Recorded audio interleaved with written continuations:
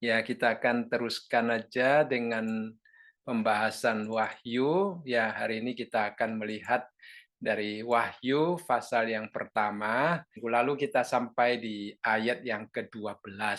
Ya, di situ kita melihat tentang isi daripada penglihatan Yohanes, yaitu dia melihat Tuhan Yesus. Ya, dia melihat Tuhan Yesus dan dikatakan tentang tujuh kaki dian dari emas, dan nanti di dalam ayat yang ke-20 juga dijelaskan apakah itu, dan juga dikatakan di sini dia melihat anak manusia ya berpakaian jubah yang panjangnya sampai di kaki dan dadanya berlilitan ikat pinggang dari emas.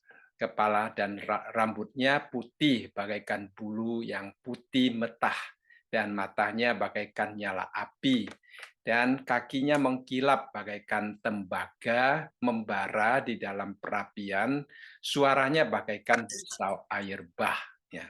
Lalu kemudian dikatakan, dan di tangan kanannya ia memegang tujuh bintang, dan dari mulutnya keluar sebilah pedang tajam bermata dua, dan wajahnya ya bersinar-sinar bagaikan matahari yang terik. Jadi minggu lalu kita membahas sampai di sini tentang penampakan daripada Yohanes. Pertama-tama dia melihat ke penampakan Kristus di atas gerejanya. Ya, kemudian kita melihat di sini di dalam ayat yang ke-13 dia mulai berbicara tentang pakaiannya, berbicara tentang keadaan tubuhnya, berbicara tentang apa yang akan dilakukan oleh Tuhan Yesus. Ya, baik kita melihat memperhatikan satu persatu. Di sini di dalam ayat yang ke-12 dikatakan lalu aku berparing ya.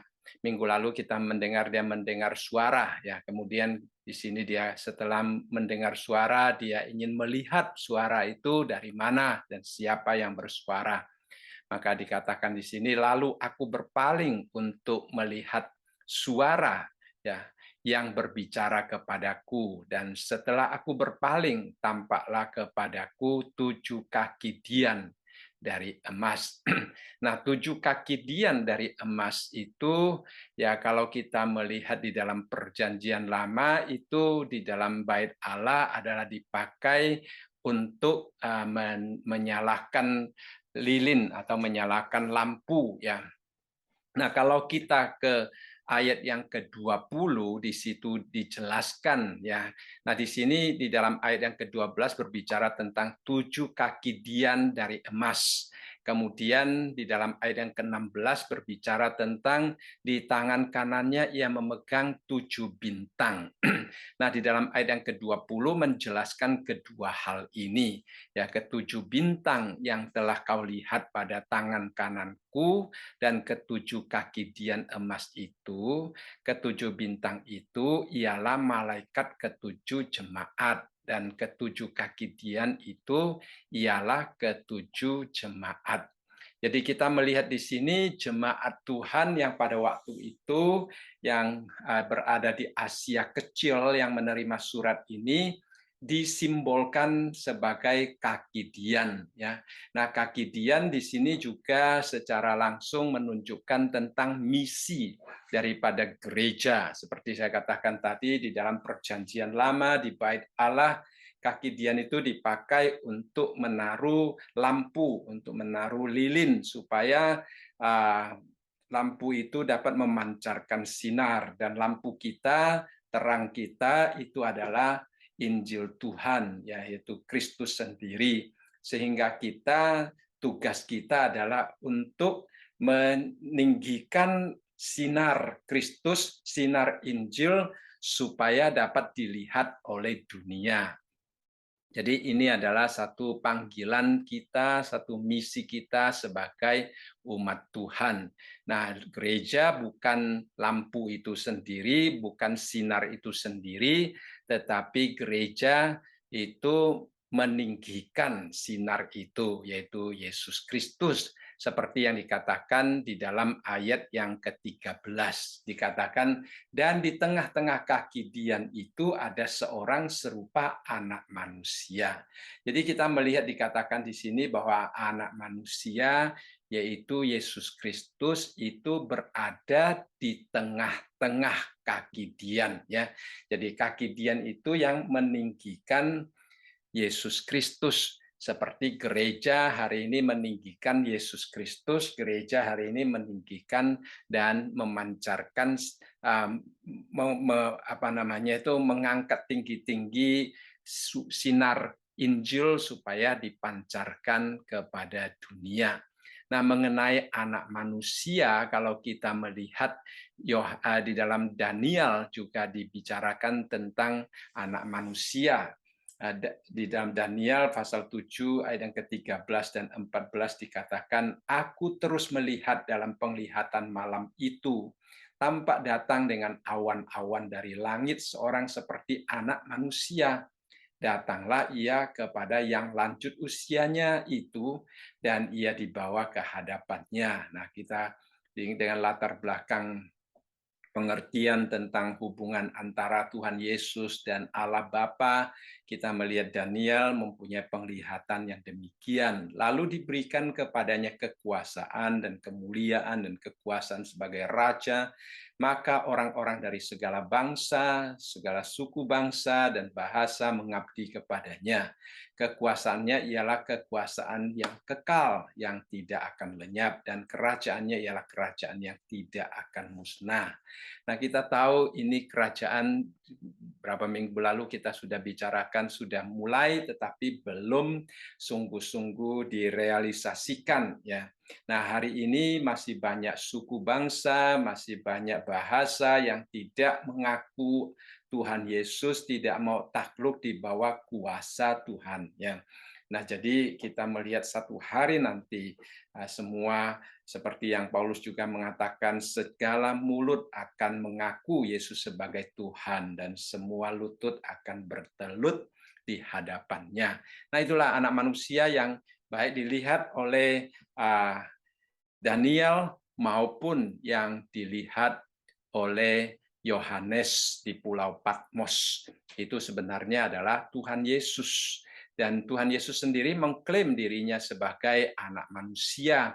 Kalau kita melihat di dalam Markus pasal yang ke-14 ayat yang ke-62 dan 63, di situ dikatakan, jawab Yesus, akulah dia dan kamu akan melihat anak manusia duduk di sebelah kanan yang maha kuasa dan di tengah-tengah awan-awan di langit. Maka imam besar itu menggoyangkan pakaiannya dan berkata, untuk apa kita perlu saksi lagi? Nah, bagi orang-orang Yahudi, khususnya bagi imam besar yang dikatakan di sini, kalau Yesus menyamakan dirinya sendiri sebagai Mesias, itu adalah penghujatan sehingga mereka mau menghukum dia sampai dengan hukuman mati. Tetapi bagi Yesus Kristus ini sebenarnya bukan penghujatan karena dia memang benar-benar adalah anak manusia. Jadi bagi orang Yahudi, konsep tentang anak manusia itu sudah sangat jelas ya. Mereka mengerti, imam-imam juga mengerti pada waktu Yesus mengatakan, akulah dia dan kamu akan melihat anak manusia, mereka akan mengetahui langsung apa yang dimaksudkan karena di dalam konsep mereka mereka menantikan seorang Mesias yaitu penyelamat mereka. Dan kemudian di dalam imamat kalau kita melihat di sini ya siapa yang menghujat nama Tuhan pasti ia dihukum mati dan dilontari dengan batu oleh seluruh jemaat itu. Jadi kita melihat di sini imam besar di dalam Markus mengoyakkan pakaiannya dan berkata, untuk apa kita perlu saksi lagi? Karena dia mencoba menerapkan akan ayat yang telah diperintahkan oleh Allah di dalam imamat pasal yang ke-24 ini. Nah, bukan hanya orang Israel asli saja kalau menghujat Allah dihukum mati, tetapi orang asing, bukan orang Yahudi pun, kalau mereka kedapatan menghujat Allah, mereka akan dihukum mati. Tetapi kalau kita melihat di sini, sekali lagi saya katakan tadi, Tuhan Yesus tidak mempunyai masalah ini karena dia benar-benar adalah anak manusia yang dijanjikan untuk menjadi penyelamat mereka, ya. Di dalam Yohanes pasal 8 ayat yang ke-12 dikatakan, maka Yesus berkata pula kepada orang banyak, katanya, akulah terang dunia, barang siapa mengikut aku, ia tidak akan berjalan dalam kegelapan, melainkan ia akan mempunyai terang hidup.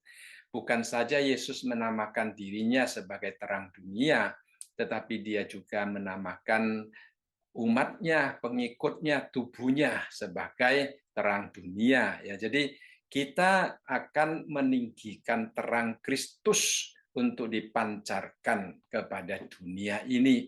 Jadi tugas kita sebagai kaki Dian adalah untuk meninggikan Tuhan. Ini adalah tanggung jawab yang Tuhan percayakan kepada kita. Kemudian kita melihat penjelasan tentang jubahnya, ya. Dia berpakaian jubah yang panjangnya sampai di kaki. Nah, jubah di sini menyatakan tentang keimaman Kristus, ya. Kalau kita membaca di dalam Keluaran pasal yang ke-28, di situ kita akan melihat penjelasan tentang jubah yang kudus, pakaian yang kudus bagi seorang imam, ya. Jadi kita melihat di sini yang dimaksudkan dengan jubah sebenarnya adalah keimaman Tuhan Yesus, ya. Seperti di dalam Ibrani pasal yang keempat ayat yang ke-14, di situ dengan sangat jelas dikatakan, karena kita sekarang mempunyai imam besar agung yang telah melintasi semua langit, yaitu Yesus, anak Allah. Baiklah kita teguh berpegang pada pengakuan iman kita. Sebab imam besar yang kita punya bukanlah imam besar yang tidak dapat turut merasakan kelemahan-kelemahan kita. Sebaliknya sama dengan kita, ia telah dicobai, hanya tidak berbuat dosa. Jadi di sini ada satu perbandingan antara imam besar di zaman Perjanjian Lama dengan Yesus Kristus sebagai imam besar. Nah, karena kelebihan daripada Yesus Kristus sebagai imam besar kita, maka di dalam ayat yang ke-16 dikatakan, sebab itu marilah kita dengan penuh keberanian menghampiri takhta kasih karunia, supaya kita menerima rahmat dan menemukan kasih karunia untuk mendapatkan pertolongan kita pada waktunya. Jadi itulah perbedaan. Kalau orang Yahudi dalam Perjanjian Lama, mereka tidak berani datang menghampiri takhta kasih karunia. Ya, mereka tidak boleh masuk ke tempat kudus dan tempat maha kudus untuk bertemu dengan Tuhan. Mereka harus melalui imam besar mereka. Tetapi hari ini karena imam besar kita berbeda, yaitu Yesus Kristus sendiri yang telah membuka, ya, sehingga kita boleh masuk ke dalam tempat yang kudus dan tempat yang maha kudus untuk menghampiri takhta kasih karunia. Jadi pada waktu Yohanes melihat tentang jubah yang panjang itu sedang melambangkan tentang Yesus Kristus sebagai imam, yang mana juga dikatakan di dalam ayat yang ke-13 ini bahwa dadanya berlilitkan ikat pinggang dari emas. Nah, ini juga sama tentang keimamannya kalau kita membaca di dalam Perjanjian Lama. Baik, kita melihat di dalam ayat yang ke-14, ya. Lalu di dalam ayat yang ke-14 kita melihat kepala dan rambutnya putih bagaikan bulu yang putih metah, dan matanya bagaikan nyala api, ya. Pertama-tama kita melihat dikatakan putih metah, ya, kepalanya dan rambutnya putih bagaikan bulu yang putih metah ya. Jadi kalau kita bandingkan dengan Daniel pasal yang ke-7 ayat yang ke-9, itu rambut putih menunjukkan usia lanjut, juga menunjukkan kekekalan ya. Nah, menunjukkan tentang keilahian ya. Kekekalan adalah keilahian Allah. Seorang penulis pernah mengatakan untuk menafsirkan bahwa kepala dan rambut putih menunjukkan kemurnian dan kekudusan ya. Jadi di satu sisi kita melihat bahwa rambutnya dikatakan putih seperti bulu yang putih metah. Di satu sisi menunjukkan tentang kebesaran Allah, kekekalan Allah, ya keilahian Allah. Di lain sisi menunjukkan tentang kemurnian dan kekudusan Allah. Ya, jadi kita melihat di sini satu hal yang sangat ajaib yang dilihat oleh Yohanes. Ya, nah di dalam Yesaya pasal yang pertama yang ke-18 dikatakan, marilah baiklah kita berperkara firman Tuhan, sekalipun dosamu merah seperti kirmizi akan menjadi putih seperti salju, sekalipun berwarna merah seperti kain kesumba akan menjadi putih seperti bulu domba. Jadi putih yang di sini menunjukkan tentang kesucian, kita dikuduskan ya. Jadi putih sebagaikan buluh yang putih metah, di satu sisi juga melambangkan kesucian Allah. Leon Morris dia mengatakan bahwa rambut putih juga menunjukkan tentang kehormatan dan kebijaksanaan. Ya, jadi itu adalah bagaimana cara penafsir memberikan tafsiran-tafsiran yang merupakan suara Roh Kudus kepada mereka, sehingga kalau kita menggabungkan semuanya, kita melihat di sini dikatakan bahwa kepala dan rambutnya putih bagaikan bulu yang putih metah. Di satu sisi kita melihat kekekalan, keilahian Allah, di lain sisi kita melihat kekudusan, kehormatan Allah, kemurnian Allah, dan juga kita melihat tentang kebijaksanaan Allah ya. Jadi semua kebesaran Allah itu dapat terlihat daripada rambutnya dan kepalanya. Kemudian di dalam bagian kedua daripada ayat yang ke-14 dikatakan matanya bagaikan nyala api ya. Nah, nyala api banyak penafsir setuju menunjukkan tentang kemahatauan Allah. Ya, dia melihat pada kita dan dia mengetahui segala keadaan kita ya. Nah, seperti pada waktu Tuhan Yesus masih berada di dalam dunia, kita pernah membaca di dalam Injil Yohanes ya, Tuhan Yesus melihat Natanael, dan kemudian pada waktu Tuhan Yesus melihat dia katakan, lihat ini adalah seorang Israel sejati, tidak ada kepalsuan di dalamnya. Jadi apa yang dilihat oleh Tuhan Yesus tentang Natanael pada waktu itu bukan sesuatu yang kelihatan, tetapi sesuatu yang tersembunyi di dalam hatinya. Ya, jadi Tuhan Yesus mempunyai mata bagaikan nyala api, maha tahu, dapat melihat ke dalam situasi manusia yang tidak dapat dilihat oleh orang lain.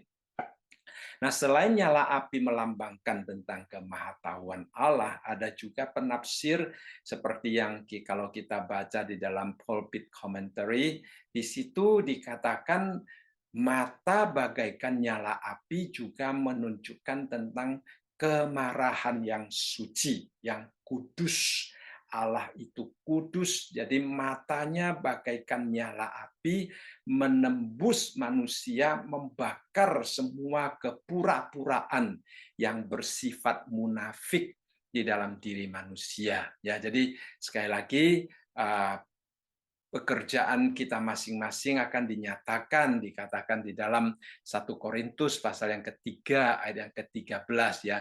Jadi Tuhan akan menyatakan semuanya Karena apa? Karena dia mengetahui semuanya. Tidak ada yang tersembunyi di hadapan Allah. Jadi luar biasa ya. Jadi kita sekarang mengenal Tuhan Yesus bukan hanya sebagai domba yang disembelih, bukan hanya sebagai Tuhan yang dipaku di atas kayu salib, ya, tetapi Dia mempunyai mata yang bagaikan nyala api, yang itu adalah suatu peringatan bagi kita untuk selalu hidup berintrospeksi di hadapan Allah. Ya. Kemudian di dalam ayat yang ke-15 kita melihat di sini dikatakan, dan kakinya mengkilap bagaikan tembaga membara di dalam perapian. Nah tadi matanya itu seperti nyala api. Nah sekarang kakinya mengkilap bagaikan tembaga membara di dalam perapian. Nah, kita boleh bayangkan sedikit ya, tembaga yang membara dalam perapian itu bagaimana kondisinya ya. Nah, kalau waktu saya masih di Kalimantan ya, karena salah satu kakak ipar saya adalah membuka toko emas, sehingga kadang-kadang saya juga melihat tukang-tukang yang ada di belakang itu meleburkan emas untuk membuat perhiasan-perhiasan lain ya. Emas yang begitu keras kadang-kadang kena api ya, bisa hancur sehingga dapat dibuat menjadi bentuk yang lain. Nah, itu adalah sesuatu yang luar biasa panasnya, saudara sekalian ya. Nah, di sini dikatakan tembaga membara di dalam perapian. Nah, kalau kita mendekati aja sudah membara, dia sudah sangat sangat menakutkan, saudara sekalian ya. Jadi itulah keadaan daripada kaki Tuhan Yesus. Jadi seorang penulis dia pernah berkata demikian, tidak seorang pun yang betul-betul tahu ini logam apa, ya, karena tidak dikatakan, ini hanya tembaga dikatakan. Mungkin ini merupakan campuran yang menakjubkan, ya, yang disebut elektrum, ya, yang dipercaya oleh orang-orang kuno sebagai campuran dari emas dan perak, dan lebih berharga dari keduanya. Ya, itu adalah kepercayaan sesuatu nilai yang dipegang oleh orang-orang di zaman itu ya. Jadi seorang penulis lain dia mengatakan kata yang dipakai oleh Yohanes untuk tembaga menunjukkan logam yang sangat berharga, dia katakan ya. Jadi ini memang sesuatu yang bisa berkilau-kilau, dia katakan. Jadi kita melihat berbagai macam tafsiran tentang apa yang dimaksudkan dengan tembaga membara di dalam perapian ya. Nah, ada orang menunjukkan tentang uh, kekuatan dan keteguhan, ketidakberubahan, kesetiaan Allah ya. Ada yang menunjukkan tentang kecepatan ya, sebagaikan kilat, itu tindakan-tindakan Allah ya, pertolongan-pertolongan daripada Tuhan ya. Jadi memang Alkitab tidak menjelaskan tentang apa yang dia maksudkan dengan tembaga membara, tetapi dari konsep tembaga membara di dalam api itu banyak penafsir mereka menunjukkan tentang kebesaran Allah yang luar biasa ya. Ada yang mengatakan tentang stabilitasi dan keabadian Allah ya, bagaikan emas yang semakin dibakar, semakin bercahaya, semakin murni ya.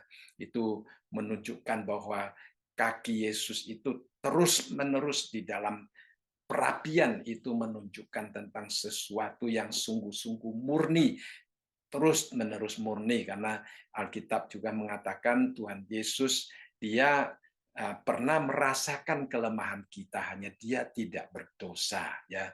Jadi dari kakinya juga kembali menunjukkan tentang hal kesucian Allah ya, dan juga ada yang menunjukkan tentang kebesaran Allah yang dapat mencukupi segala kebutuhan di dalam kehidupan kita. Itu sesuatu yang sangat luar biasa, ya. Kemudian kembali kita melihat tentang suaranya, ya. Dikatakan di sini suaranya bagaikan air bah, ya. Suaranya bagaikan air bah. Jadi itu pada waktu Yohanes mendengarkan akan suara Tuhan, dia juga melihat suara Tuhan itu bagaikan air bah, ya. Jadi di sini kita juga melihat bahwa Yohanes juga melihat bahwa suara daripada Tuhan itu bagaikan air bah. Itu adalah sesuatu yang luar biasa, ya, sesuatu yang luar biasa. Suara yang sangat menakutkan. Jadi kita melihat di sini, ya, kita bisa mengetahui bagaimana air bah itu adalah sesuatu yang sangat-sangat besar suaranya. Ya, jadi kita melihat di sini. Kemudian kita melihat di dalam ayat yang ke-16, ya. Di dalam ayat yang ke-16 dikatakan, dan di tangan kanannya itu memegang 7 bintang, dan dari mulutnya keluar sebilah pedang tajam bermata dua, dan wajahnya bersinar-sinar bagaikan matahari terik. Jadi kita melihat di sini pertama-tama dikatakan di tangan kanannya memegang 7 bintang, ya.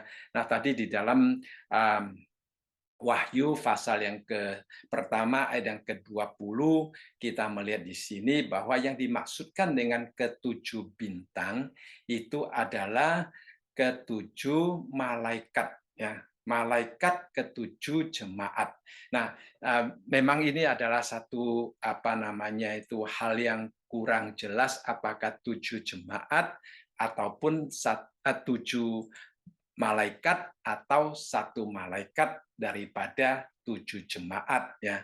Ada orang menjelaskan bahwa setiap gereja mempunyai jemaatnya, ya, bahkan ada mempunyai malaikatnya, ya. Malah ada orang mengatakan setiap orang Kristen mempunyai malaikatnya. Nah, mungkin dari ayat ini sebenarnya apa yang dimaksudkan dengan ketujuh dimaksudkan dengan malaikat ketujuh jemaat, ya. Nah, saudara sekalian, memang kalau kita melihat di dalam Wahyu pasal yang pertama, di situ dikatakan bahwa Wahyu itu adalah dikaruniakan oleh Allah untuk ditunjukkan kepada hamba-hambanya, dan oleh malaikatnya yang diutusnya ia telah menyatakannya kepada hambanya Yohanes. Jadi dari sini kita melihat malaikat yang dimaksudkan di dalam pasal yang pertama, ayat yang pertama adalah malaikat utusan Allah, ya, itu adalah malaikat yang sesungguhnya. Lalu di dalam ayat ini, ya, dikatakan ketujuh malaikat, ya. Nah, kalau kita membaca di dalam bahasa aslinya, istilah malaikat di sini adalah angelos, ya. Nah, tadi saya katakan angelos yang dimaksudkan di dalam ayat yang pertama daripada pasal yang pertama itu adalah malaikat yang memang sungguh-sungguh merupakan ciptaan Allah sebagai malaikat, ya. Tetapi angelos ini juga mempunyai banyak pengertian yang lain, ya, seperti kalau kita membaca di dalam Lukas pasal yang ke-9 ayat yang ke-52, ya, Lukas pasal yang ke-9 ayat yang ke-52 dikatakan di sini, dan ia mengirim beberapa utusan mendahului dia. Nah, utusan yang dimaksudkan di sini kalau di dalam bahasa aslinya adalah angelos, ya. Dan ia mengirim beberapa angelos, ya. Kalau kita terjemahkan malaikat juga bisa, karena ini adalah bahasa aslinya sama dengan istilah malaikat, mendahului dia. Mereka itu pergi lalu masuk ke suatu desa orang Samaria. Nah, kita tahu ini adalah Yesus, utusan yang disampaikan oleh Yesus. Jadi tentunya bukan malaikat-malaikat, ya. Itu adalah utusan manusia, adalah utusan-utusan Allah. Kemudian kita melihat di sini setelah suruhan Yohanes. Nah, kalau suruhan di sini, kalau kita baca bahasa aslinya, di situ juga menggunakan istilah angelos, ya. Jadi utusan, suruhan, ya Yohanes menyuruh orang untuk datang, ya, untuk berbicara kepada Tuhan Yesus, untuk bertanya kepada Tuhan Yesus, siapakah Tuhan Yesus itu. Jadi kita melihat di sini suruhan itu kalau di dalam bahasa aslinya juga angelos, ya. Di dalam Matius pasal 11 ayat yang ke-10 dikatakan, karena tentang dia ada tertulis, lihatlah aku menyuruh utusanku mendahului engkau, ia akan mempersiapkan jalanmu di hadapanmu. Nah, kita tahu semua bahwa yang dimaksudkan di sini adalah Yohanes Pembaptis yang diutus Allah untuk mendahului Tuhan Yesus. Jadi kita melihat di sini utusan yang dimaksudkan di sini juga angelos, ya saudara sekalian. Nah, kalau kita terjemahkan ke malaikat juga boleh, karena istilah angelos juga mempunyai pengertian malaikat. Tetapi kalau kita membaca konteksnya, kita akan menemukan bahwa ini yang dimaksudkan bukan malaikat yang biasanya kita maksudkan malaikat, tetapi adalah utusan, ya, adalah Yohanes Pembaptis. Kemudian di dalam Yakobus pasal yang kedua ayat yang ke-25 dikatakan, dan bukankah demikian juga Rahab pelacur itu dibenarkan karena perbuatan-perbuatannya ketika ia menyembunyikan orang-orang yang disuruh itu di dalam rumahnya. Jadi orang-orang yang disuruh, kita tahu di sini bahwa Rahab dia menyembunyikan kedua pengintai yang diutus. Nah, kedua pengintai, ya, pengintai itu di sini dikatakan orang-orang yang disuruh. Kalau di dalam bahasa aslinya juga angelos, ya. Jadi orang-orang yang disuruh. Ya, kita tahu ini tentunya bukan malaikat, ya. Jadi pertama-tama malaikat juga bisa mempunyai angelos bisa mempunyai pengertian utusan, ya, atau suruhan. Kemudian juga angelos juga bisa dimaksudkan dengan nabi atau imam yang diutus oleh Allah. Kalau kita membaca di dalam Hagai pasal yang pertama ayat yang ke-13, ya, dia dalam Septuaginta, ya, Septuaginta adalah terjemahan di dalam bahasa Yunani dari bahasa Ibrani. Di situ dikatakan, maka berkatalah Hagai, utusan Tuhan itu. Nah, utusan di sini juga diterjemahkan angelos di situ, ya. Jadi kita tahu ini adalah Hagai, ya, bukan malaikat, tetapi juga disebut sebagai angelos. Lalu di dalam Maleaki dikatakan, sebab bibir seorang imam memelihara pengetahuan dan orang mencari pengajaran dari mulutnya, sebab dialah angelos Tuhan semesta alam, ya. Dia adalah utusan. Jadi imam di sini juga dikatakan sebagai utusan, sebagai angelos, ya.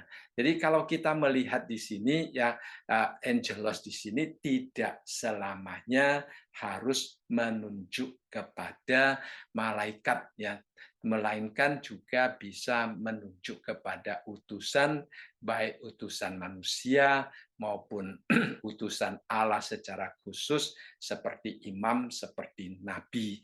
Nah, kalau begitu siapa yang dimaksudkan dengan angelos di sini, 7 bintang ini, ya.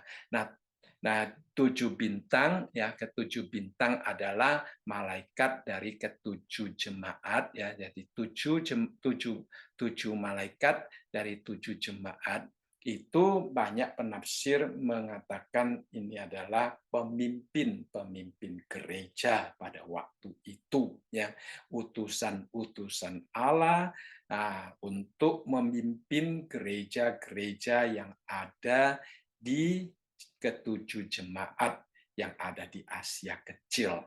Jadi bukan malaikat-malaikat yang dimaksudkan di sini, tetapi utusan-utusan Allah untuk memimpin, untuk menggembalakan, untuk memperhatikan gereja yang ada di sana.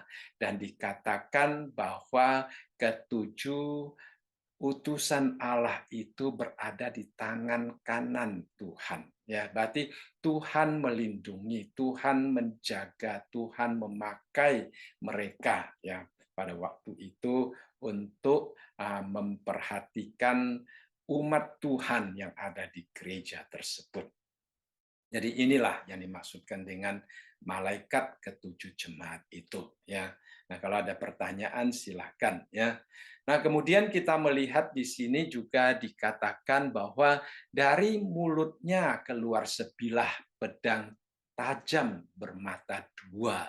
Ya, kalau kita melihat di sini bahwa kitab suci selalu diberikan simbol tentang otoritas dan kuasa, ya, bagaikan pedang tajam bermata dua, ya.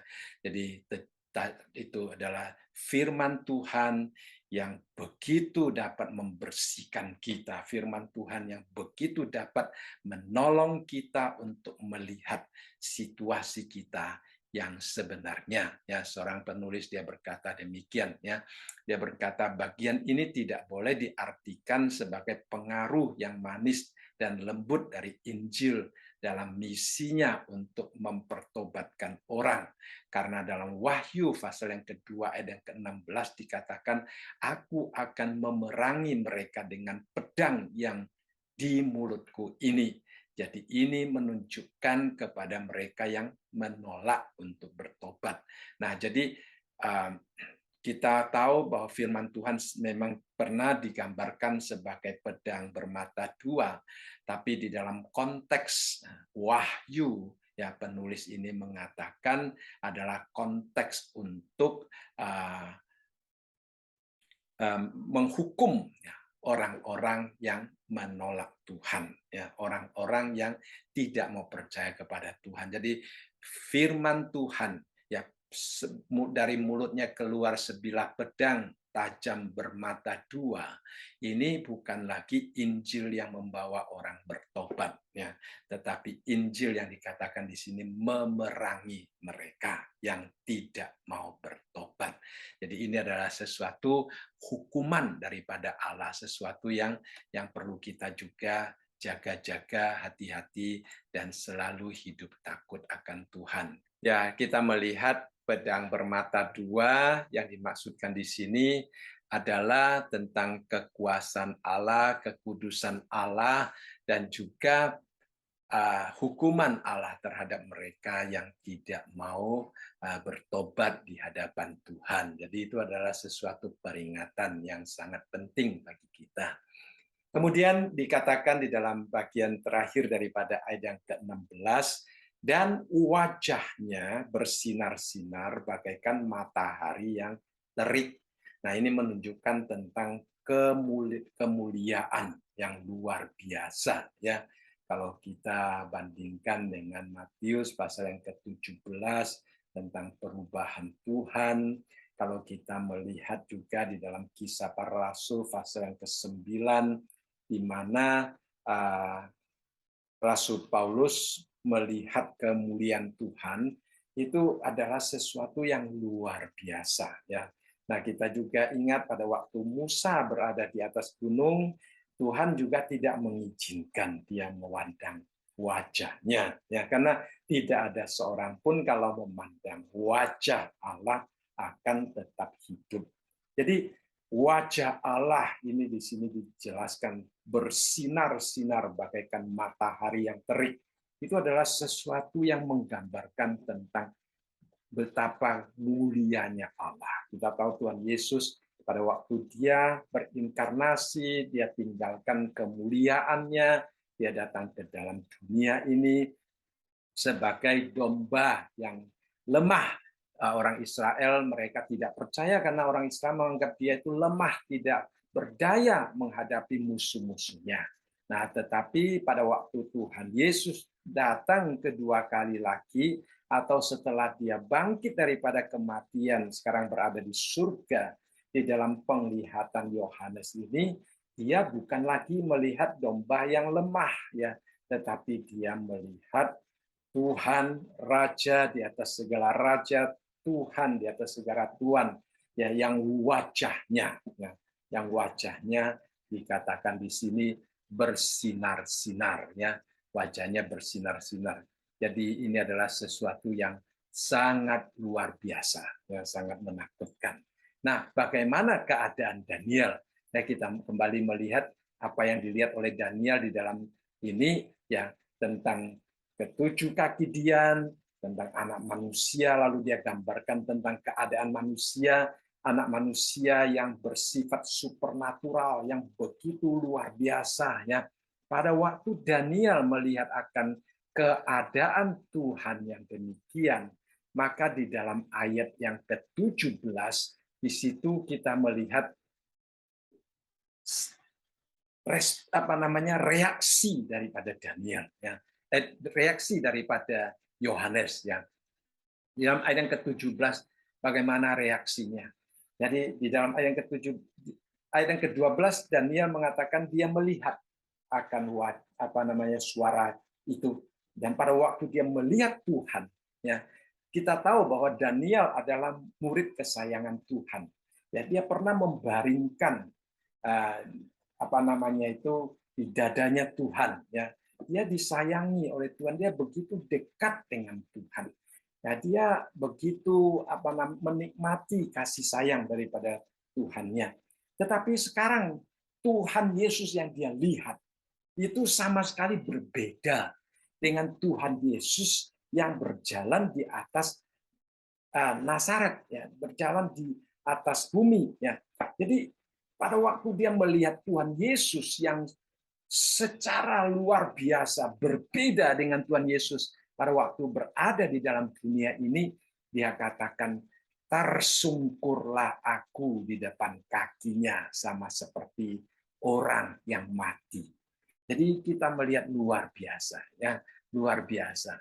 Yohanes yang begitu dekat dengan Tuhan, ya, dia begitu mengasihi Tuhan pada waktu Tuhan Yesus berada di atas kayu salib, menyerahkan mamanya kepada dia, ya, ibunya kepada dia, supaya menjadi ibu daripada anak yang dikasihinya, murid yang dikasihinya. Ini akan tetapi pada waktu Yohanes melihat dia, ya, Tuhan Yesus di dalam kemuliaannya. Nah, ini adalah sesuatu yang luar biasa. Ya. Murid yang merupakan core terdalam, ya, yang kita kenal sebagai Petrus, Yakobus, dan Yohanes yang begitu akrab dengan Tuhan saat ini. Dia katakan, tersungkur aku di depan kakinya. Bukan hanya tersungkur, bahkan dikatakan sama seperti orang yang mati. Apa maksudnya, saudara sekalian, ya? Saya tidak tahu apakah kita pernah dikagetkan oleh sesuatu sampai seperti kita sudah tidak bisa bergerak, ya, seluruh badan gemetar, saudara sekalian, ya, seperti orang mati. Pada waktu Yohanes melihat itu, dia katakan dia seperti orang mati. Nah, jadi saya percaya bahwa murid-murid yang lain kalau mempunyai pengalaman yang sama, mungkin juga akan seperti seperti Yohanes ini, ya, karena Yohanes sendiri adalah murid yang begitu dekat saja bisa tersungkur seperti orang mati. Nah, mengapa dia tersungkur seperti orang mati? Ya, pertama-tama dia melihat kekudusan Tuhan. Ya, seperti yang baru saja kita bahas di dalam ayat tadi, ya, dari ayat yang ke-13 sampai ayat yang ke-16 tentang kebesaran Tuhan yang dilihat oleh Daniel, ya, oleh Yohanes, ya. Maka di sini kita melihat bahwa Yohanes itu melihat kekudusan, melihat kebesaran Allah, maka dia tersungkur seperti orang mati. Di lain sisi kita juga melihat pada waktu seseorang mengenali Allah secara benar, dia akan mengenali dirinya sendiri secara benar juga, ya, sebagai orang berdosa. Sebelum kita sungguh-sungguh mengenal Allah secara benar, kekudusan Allah secara benar, mungkin kadang-kadang kita masih merasa diri kita lumayan, ya. Mungkin kita masih merasa bahwa iman kita lumayan, kerohanian kita lumayan, ya. Malah kadang-kadang kita membandingkan diri kita dengan orang lain. Tetapi pada waktu kita benar-benar berada di depan kekudusan Allah, kebesaran dan kemuliaan Allah, maka kebesaran Allah itu akan menjadi suatu ukuran untuk memberitahukan kepada kita, saya tidak layak di hadapan Allah. Sehingga dikatakan di sini, dia tersungkur seperti orang yang mati di hadapan kaki Tuhan Yesus. Nah, itu adalah sesuatu yang luar biasa. Hal ini juga pernah terjadi pada Adam dan Hawa. Ya, tadinya Adam dan Hawa begitu leluasa bertemu dengan Tuhan, bercakap-cakap dengan Tuhan di Taman Eden. Tetapi setelah mereka jatuh di dalam dosa, pada waktu mereka mendengar jejak kaki Tuhan datang, Alkitab mengatakan apa? Mereka menyembunyikan diri, ya, mereka menyembunyikan diri. Mereka tidak berani bertemu dengan Tuhan karena mereka mengetahui tentang ketidaklayakan mereka. Nah, kita juga melihat di dalam Yesaya, ya. Yesaya pasal yang ke-6 ayat yang ketiga sampai ayat yang kelima. Dikatakan di sini, dan mereka berseru seorang kepada seorang, katanya, kudus, kudus, kuduslah Tuhan semesta alam, seluruh bumi penuh kemuliaannya. Maka bergoyanglah alas ambang pintu disebabkan suara yang berseru itu, dan rumah itu pun penuhlah dengan asap. Nah, kita tahu bahwa ini adalah penglihatan Yesaya ya pada waktu Raja Uzia meninggal dunia. Dan pada waktu Yesaya melihat akan kemuliaan Tuhan, mendengar akan pujian-pujian yang disampaikan oleh malaikat kepada Tuhan. Di dalam ayat yang kelima, ya, respons daripada Yesaya adalah celakalah aku. Kalau kita melihat dari pasal yang pertama sampai pasal yang kelima, di situ Yesaya sudah melayani Tuhan. Dia sudah dipakai oleh Tuhan. Tetapi karena penglihatan ini, dia melihat betapa kudusnya Tuhan.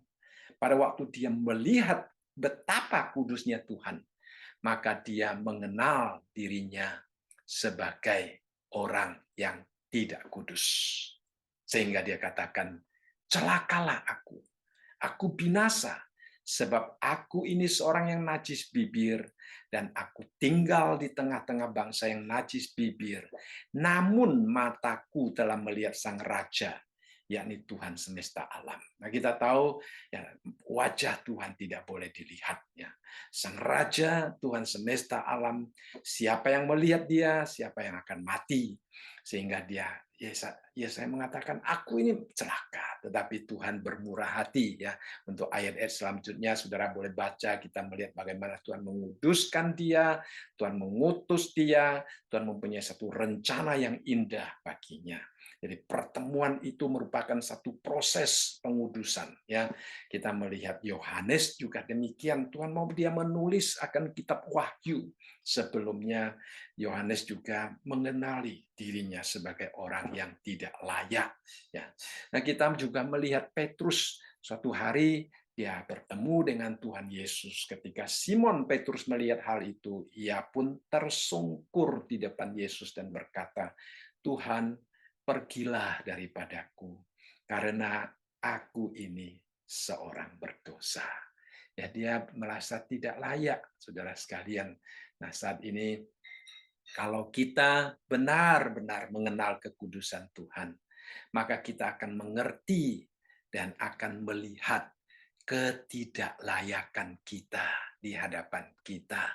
Sehingga segala kesombongan itu akan hilang. Ya, segala kecongkakan akan hilang dan kita akan hidup dengan rendah hati di hadapan Tuhan. Dan kita kalau punya rendah hati, apapun yang terjadi, kita akan menerimanya dengan hati yang berfokus dan terpandang kepada Tuhan. Ya, nah kadang-kadang kita mengabaikan bagian ini, padahal bagian Yohanes tersungkur ini merupakan bagian yang sangat penting untuk memulai tugas dan penulisan kitab Wahyu yang telah Tuhan percayakan kepadanya. Kadang-kadang kita melalaikan akan kekudusan yang demikian, ya, sehingga ada seorang penulis mengingatkan kita. Kadang-kadang kita sungguh-sungguh melalaikan kekudusan Tuhan dan ketidaklayakan kita.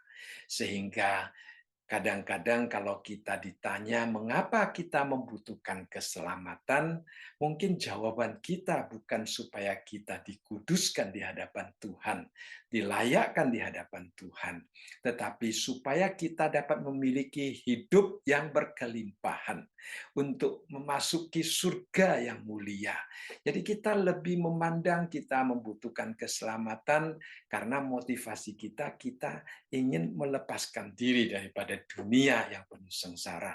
Padahal sebenarnya adalah kita membutuhkan keselamatan karena kita adalah orang yang berdosa, orang yang berada di hadapan Allah yang murka terhadap dosa, dan hal dosa kita perlu diselesaikan, ya.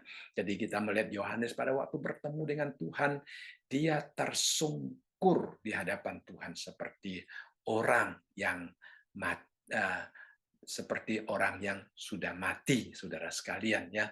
Itu adalah sesuatu keadaan yang luar biasa. Di dalam Filipi pasal yang ketiga dan ke-9, Paulus di sini menulis, dan berada dalam Dia bukan dengan kebenaranku sendiri karena mentaati hukum Taurat, melainkan dengan kebenaran karena kepercayaan pada Kristus, yang kebenaran yang Allah anugerahkan berdasarkan kepercayaan. Jadi kita membutuhkan kekudusan Allah, kita membutuhkan pembenaran Allah, kita membutuhkan penerimaan Allah kembali akan keadaan kita, bukan berdasarkan kemampuan kita. Ya. Jadi Yohanes, walaupun dia begitu setia melayani Tuhan, demi nama Tuhan, demi firman Tuhan, demi kesaksian Kristus, dia ditangkap dan kemudian dibuang ke Pulau Patmos. Dan Yohanes bukan orang yang biasa, tetapi orang yang melayani Tuhan dengan setianya luar biasa sampai dia dibuang di Pulau Patmos. Tetapi pada waktu dia bertemu dengan Tuhan, dia masih merasa dirinya itu sungguh-sungguh tidak layak, sehingga dia tersungkur. Jadi kita berdoa kiranya sinar Tuhan, kebenaran Tuhan boleh dipancarkan ke atas diri kita, sehingga kita boleh dibersihkan di hadapan Tuhan. Ya, nah di dalam Roma pasal yang ketiga dan ke-11 mengatakan tidak ada seorang pun yang berakal budi dan tidak seorang pun yang mencari Allah. Tapi Allah yang datang mencari kita, luar biasa Allah kita. Ya, jadi kita melihat Yohanes, ya, dia mempunyai masalah dengan hidupnya, tetapi Tuhan mempunyai solusinya. Ya, dia merasa takut, tetapi Tuhan menyelesaikan masalah ketakutannya. Dikatakan dia di sini tersungkur seperti orang mati. Nah, Tuhan tidak membiarkan dia dalam keadaan ketakutan. Tuhan tidak membiarkan dia dalam keadaan kebingungan. Dalam ayat yang ke-17 dikatakan, tetapi ia meletakkan tangan kanannya di atasku. Seorang penulis secara khusus menjelaskan tentang meletakkan tangan kanan, karena di dalam kepercayaan pada waktu itu meletakkan tangan kanan mewakili kuasa, tangan kanan mewakili kehormatan. Ya, jadi di sini kita melihat Tuhan Yesus ingin menunjukkan kepada Yohanes, engkau tidak perlu sampai seperti orang mati ketakutan, karena engkau berharga di mataku. Engkau kuhormati. Aku menyentuh engkau dengan tangan kananku, menunjukkan aku menerima engkau. Ya, itulah sebabnya kalimat selanjutnya kita melihat pada waktu Tuhan menaruh tangannya ke atas Yohanes, dia berkata, jangan takut. Ya, jadi sentuhan ini adalah sentuhan yang sangat dibutuhkan oleh Yohanes pada waktu itu karena dia berada di dalam ketakutan. Nah, saudara sekalian, apakah kita pada hari ini juga merasa bahwa kita membutuhkan sentuhan daripada Tuhan? Ya, setiap kita membutuhkannya. Ya, kita membutuhkan suara Tuhan untuk memberitahukan kepada kita, Engkau adalah kesayanganku. Engkau masih tetap berada di dalam tanganku. Aku menopang engkau, aku memelihara engkau, ya. Seperti Daniel, ya, di dalam Daniel pasal yang ke-10 ayat yang ke-11 dikatakan, katanya kepadaku, Daniel, engkau orang yang dikasihi. Camkanlah firman yang kukatakan kepadamu dan berdirilah pada kakimu, sebab sekarang aku diutus kepadamu. Ketika hal itu dikatakannya kepadaku, berdirilah aku dengan gemetar. Kemudian di dalam ayat ke-19 dikatakan, dan berkata, hai engkau yang dikasihi, jangan takut. Ya. Jadi Daniel berulang kali dinasihati Tuhan. Melalui utusan Tuhan, Tuhan menguatkan dia ya supaya Daniel berdiri teguh. Ya, saudara sekalian, dalam pelayanan kita kadang-kadang kita menghadapi banyak tantangan, kesulitan. Kita bisa juga seperti Daniel. Ya. Nah, Yohanes juga demikian. Pada waktu dia melihat Tuhan Yesus, dia berada di dalam ketakutan, tetapi dikatakan Tuhan meletakkan tangan kanannya di atasnya, dan Tuhan berkata, jangan takut, saudara sekalian, ya. Nah, ini adalah sesuatu yang pada hari ini kita perlukan, ya. Banyak orang pada hari ini hidup di dalam ketakutan, hidup di dalam kekhawatiran, ya. Di dalam Filipi dikatakan janganlah hendaknya kamu khawatir tentang apapun juga, tetapi nyatakanlah dalam segala hal keinginanmu kepada Allah dalam doa dan permohonan dengan ucapan syukur.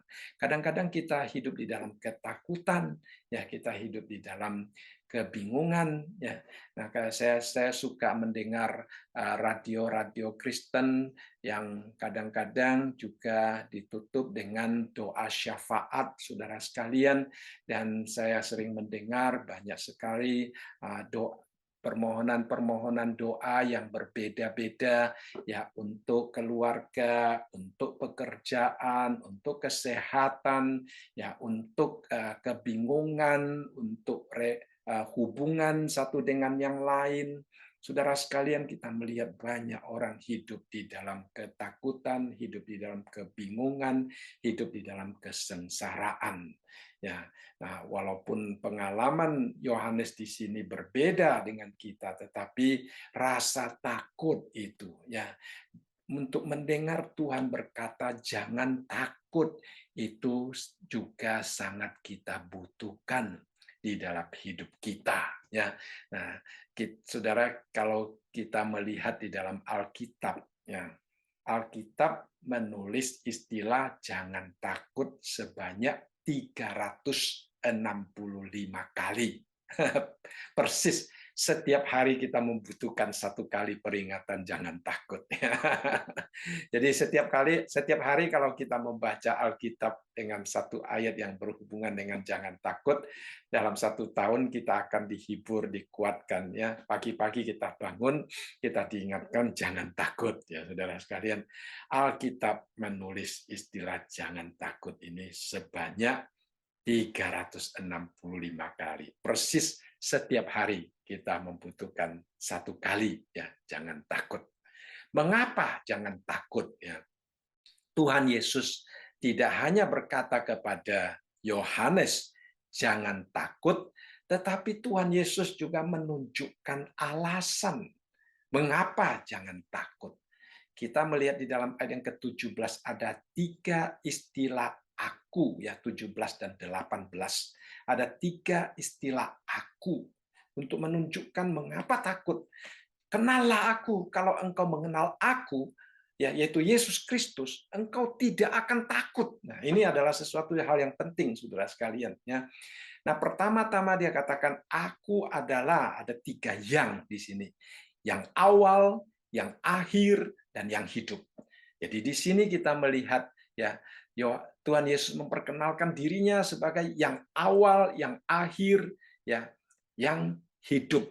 Jadi yang awal itu di dalam bahasa aslinya adalah sama dengan pada waktu kita membahas ayat yang ke-8, ya. Aku adalah Alfa dan aku adalah Omega, ya. Jadi aku adalah yang awal dan yang akhir, karena Alfa itu adalah alfabet pertama dan Omega adalah alfabet terakhir.